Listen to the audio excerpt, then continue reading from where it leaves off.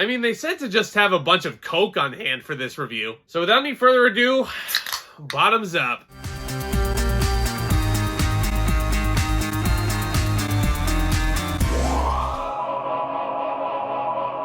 You know, in my years of going to the movie theater, I never thought I would walk through the doors of the auditorium and say, "Give me 2 tickets for Cocaine Bear." But that's exactly what I did earlier tonight. This was directed by the very funny Elizabeth Banks, and it stars the likes of Keri Russell, O'Shea Jackson Jr., Alden Ehrenreich, amongst others. This movie is based on true events that are very much embellished. After ingesting a duffel bag filled with cocaine, this 500-pound American black bear goes on a psychotic rampage. So a group of locals and tourists in this small town of Georgia must join forces to survive the attack. Now I gotta tell ya, the marketing for this movie was absolutely perfect. Because it didn't necessarily give away too much about what happens in the movie. Like, you see 1 or 2 small scenes where the bear is just going on this rampage in these trailers. And sure as hell, that's all you need to advertise to get people in the door. And man, I would be lying to you if I said I didn't have fun with Cocaine Bear. I just couldn't help but have a big smile on my face. Now, here's the thing. You can look at this movie and nitpick it down to its very last little minute detail, but I really don't think that's the point when you go in and watch a movie like this. Because Cocaine Bear is absolutely embracing the ludicrosity of this situation. And Elizabeth Banks decides to present this more so as a dark comedy, which I think is absolutely the right way to go. And along with that dark comedy comes some insane brutality.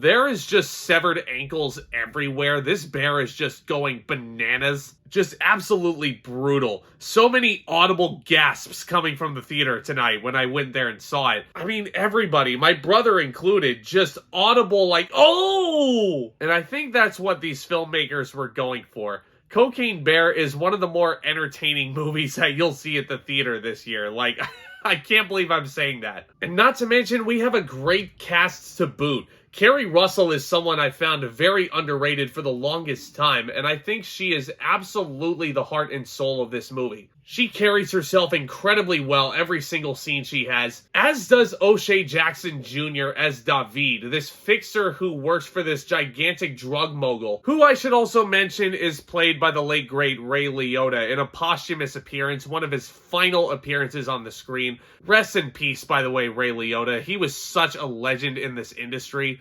And he shows why in this movie as well. He was really, really good. Very slimy character as well, which you would expect from a character like this. And I just couldn't help but laugh at Alden Ehrenreich every single time you saw him. He was so whiny and complainy and just flat out depressed. And Alden Ehrenreich's character, Eddie, is very easily one that can get on your nerves. But this is a good actor. He knows when to not go too far to make it too obnoxious. And he was really, really funny. He has one of my favorite scenes in the movie involving a bear nap.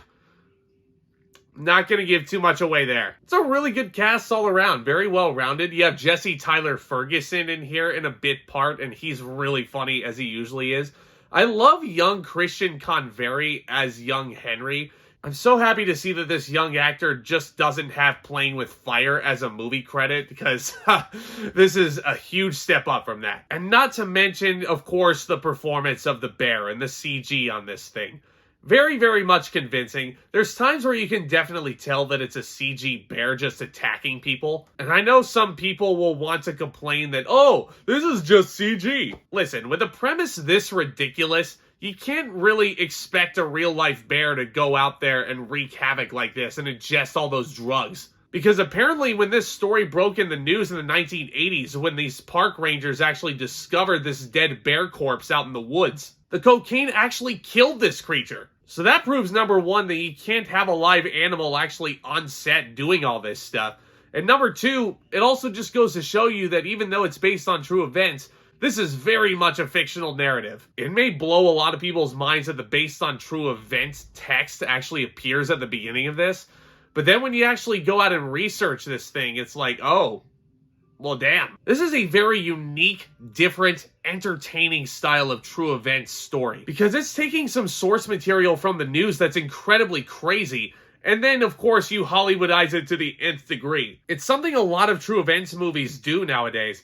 but this was just undeniably fun. You cannot sit through this movie and say that it's not at least entertaining. Right down to the performances and the dialogue and the quips that these characters are throwing at each other. The action in this movie is also incredibly fun to watch. The ambulance sequence that you might see from the trailer was just as exciting as you think. And I was actually very pleasantly surprised by the added elements of the jump scare. I did not think the jump scares would work as well in this movie as they actually did. Because goddamn, Elizabeth Banks actually got me to flinch. Now, even though Cocaine Bear is clearly an enjoyable movie that I highly recommend you go and support in the theaters this weekend, I should warn you, definitely not gonna be everybody's cup of tea when it comes to these monster-style movies. It's all subjective, of course, but for me personally, I much prefer my monster movies to be a lot more contained when it comes to the characters. Think back to movies like Jaws. You were only really following those three central characters on that boat, and then just seeing how their relationships evolved. That was all really interesting, even more so than the actual shark coming out of the water. Look back to movies like Beast that came out last year. Idris Elba goes to save his daughter. Pretty simple in nature when it comes to the human element of this. Cocaine Bear, like, I swear, there were at least 4 different plot lines going on at once. Keeping in mind that this is not a very long runtime at just over 90 minutes,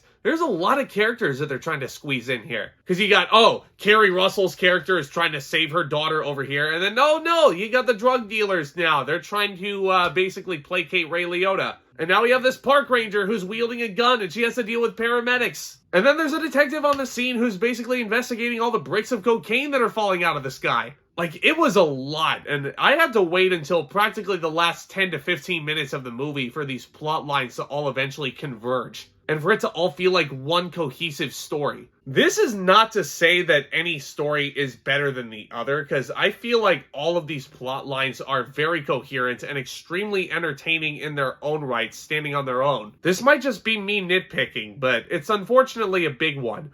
I think this script needed to be a lot more contained, and I don't think it needed as many plot lines as it did with as many characters as they had with the short amount of time that they had. But aside from that, I can't wait to watch Cocaine Bear again. I thought it was extremely fun the whole way through. God, some of you are going to think I'm crazy for saying this grade. I'm going to give Cocaine Bear a B+.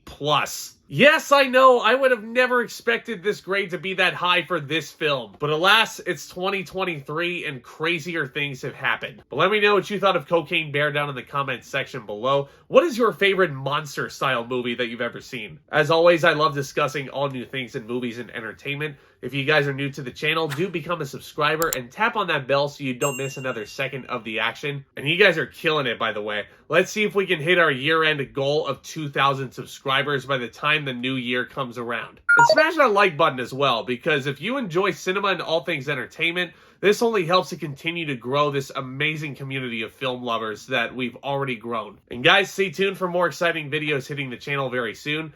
Next week, I'm super stoked to check out Creed 3 in theaters. I will be reviewing Creeds 1 and 2 over the weekend, so definitely be on the lookout for those videos. All that and much more to come, guys. Y'all are the best. Thank you so much again for tuning in. And with all that being said, Back Talk, commence.